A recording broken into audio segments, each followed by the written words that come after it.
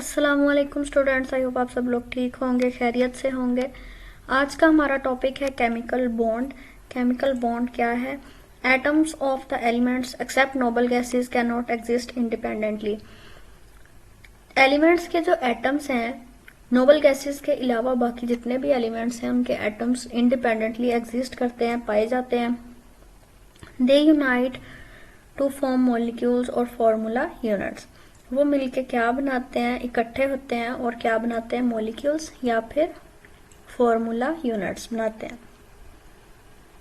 Chemical bond is a force that unites the atoms together to form a molecule और formula unit. Chemical bond क्या है ये underline कर लें। एक ऐसी फोर्स है जो यूनाइट करती है एटम्स को एक साथ ताकि वो मॉलिक्यूल या एक फॉर्मूला यूनिट बना सकें। ठीक है, केमिकल बॉन्ड क्या है? ऐसी फोर्स है जो एटम्स को साथ में यूनाइट करती है ताकि मॉलिक्यूल बना सके या फिर फॉर्मूला यूनिट बनाया जा सके। The valence shells of atom in most of elements. Atoms का जो वैलेंस शेल है मोस्ट ऑफ एलिमेंट्स में सिवाय नोबल गैसेस के इनकम्प्लीट होता है। ठीक है, वैलेंस शेल क्या होता है? इनकम्प्लीट होता है, कंप्लीट नहीं होता। As they have 1 to 7 electrons in their valence shell, जैसा कि उनके अंदर 1 से 7 इलेक्ट्रॉन होते हैं उनके वैलेंस शेल में। वैलेंस शेल कौन सा होता है? Outermost shell. ठीक है, thus to attain stability the atoms of these elements either donate or accept electrons in their valence shells to complete them। ठीक है, जो एटम्स जो होते हैं एलिमेंट्स के, मोस्टली एटम्स जो हैं उनका वैलेंस शेल जो होता है वो इनकम्प्लीट होता है और वो क्या करते हैं? खुद को स्टेबल करने के लिए, स्टेबिलिटी को बरकरार रखने के लिए वो दूसरे एलिमेंट से लेते हैं। ठीक है, क्या लेते हैं? इलेक्ट्रॉन लेते हैं, और अगर उनके पास ज्यादा है तो वो दूसरों को डोनेट कर देते हैं। डोनेट करते हैं या एक्सेप्ट करते हैं इलेक्ट्रॉन्स अपने वैलेंस शेल में ताकि वो खुद को कंप्लीट कर सकें। ठीक है, to have the electronic configuration of nearest noble gases. जी, अगला है ionic bond. This bond is formed by a complete transfer of electron or electrons from one atom to another atom।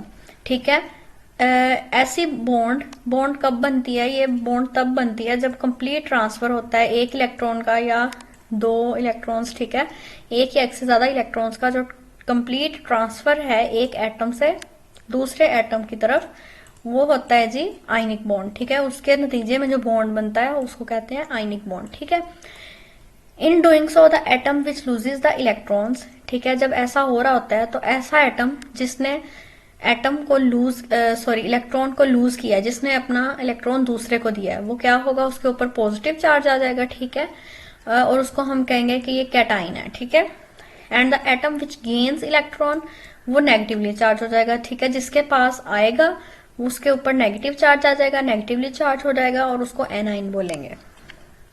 ठीक है, तो ये एनाइन और कैटाइन आपको दोनों का फर्क पता होना चाहिए। The electrostatic force of attraction is thus developed between cation and anion. तो इलेक्ट्रोस्टैटिक फोर्स ऑफ अट्रैक्शन जो है वो कैटाइन और एनाइन के दरमियान पैदा हो जाएगी। Such a force of attraction which unites the cation and anion together. ऐसी फोर्स जिसने क्या किया? ऐसी फोर्स ऑफ अट्रैक्शन जिसने कैटाइन, ये क्या हो रहा है आज, जिसने क्या किया? यूनाइट किया कैटाइंस और एनाइंस को एक साथ एक फॉर्मूला यूनिट बनाने के लिए, उसको कहेंगे जी क्या है? आयनिक बॉन्ड है वो। ठीक है, इतनी सी बात है।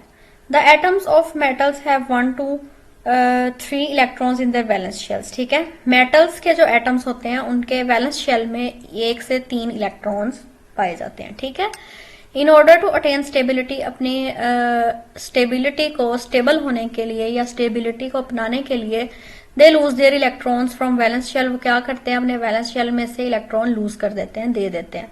And form positively charge ions, और खुद क्या हो जाते हैं? पॉजिटिवली चार्ज बन जाते हैं। ठीक है, जब वो लूज करेंगे तो उनके ऊपर क्या चार्ज आएगा? पॉजिटिव चार्ज आएगा।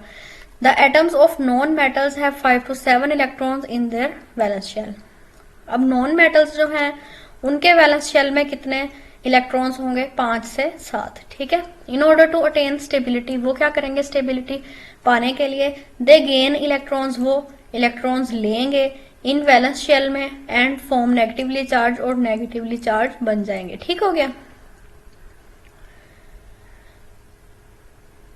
The atomic number of sodium is 11। Sodium का एटॉमिक नंबर 11 है। The electronic configuration of sodium is 281। ठीक है, तो सोडियम की जो इलेक्ट्रॉनिक कन्फिग्रेशन है वो 281 है। ठीक है, इट लूजेज एन इलेक्ट्रॉन, ये एक इलेक्ट्रॉन लूज करेगा to attain stable configuration of nearest noble gas. वो क्या करेगा, लूज करेगा इलेक्ट्रॉन स्टेबल कन्फिग्रेशन हासिल करने के लिए, जो उसके करीब 3 नोबल गैस होगी, और उसके करीब 3 नोबल गैस जो है वो नियोन है। ठीक है, तो यहाँ पे सोडियम उन्होंने दिखाया, सोडियम एटम। ठीक है, 281 इसकी क्या है, इलेक्ट्रॉनिक कन्फिग्रेशन। क्या है, इलेक्ट्रॉनिक कन्फिग्रेशन। तो ये रिएक्शन उन्होंने दिखाया है सोडियम 28। ठीक है, ये कैटाइन है और ये इसका एनाइन है। ठीक है, इलेक्ट्रॉन, तो कैटाइन और एनाइन। ठीक है, और इसका 28 कन्फिग्रेशन इसकी और 1 कन्फिग्रेशन इसकी, electronic configuration. The atomic number of chlorine is 17। ठीक है, अब एटॉमिक नंबर क्लोरीन का क्या है, क्लोरीन का एटॉमिक नंबर है 17। Its electronic configuration is 287। इसकी इलेक्ट्रॉनिक कन्फिग्रेशन 287 है।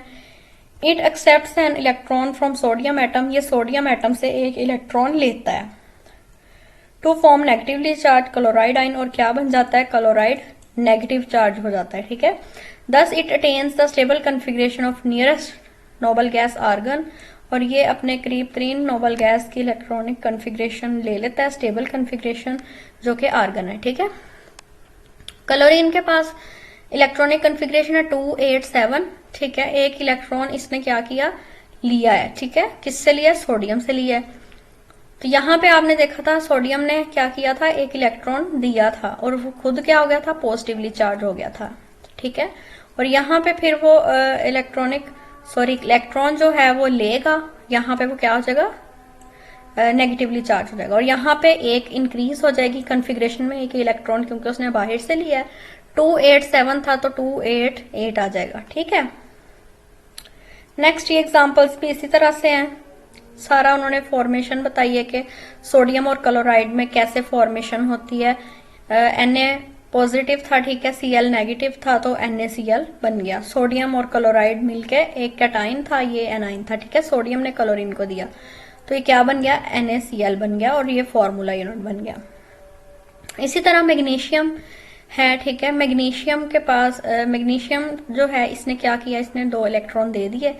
ऑक्सीजन है यहाँ पे और ऑक्सीजन ने 2 इलेक्ट्रॉन ले लिए। ठीक है, तो यहाँ पे ऑक्साइड आइन बन गया। ठीक है, जो एनाइन है उसके साथ नेगेटिव चार्ज है, देखें आपको नजर आ रहा है। ठीक है, और इसी को उन्होंने नीचे सीधा रिएक्शन की फॉर्म में यहाँ लिख दिया है। मैग्नीशियम आइन और ऑक्साइड आइन क्या बन गया, मैग्नीशियम ऑक्साइड बन गया। ठीक हो गया, ये सारा इसी तरह से है। उसके बाद एल्यूमिनियम है। ठीक है, सेम मेथड से ये होगा। Examples of ionic compounds, ionic compounds के एग्जाम्पल्स क्या हैं, sodium chloride, calcium oxide, magnesium bromide, calcium bromide, potassium iodide, zinc oxide, ferric chloride, ferrous sulphide. ठीक हो गया, तो आज का हमारा इतना ही टॉपिक था। इंशाल्लाह अगली वीडियो में मिलेंगे, तब तक के लिए अल्लाह हाफिज।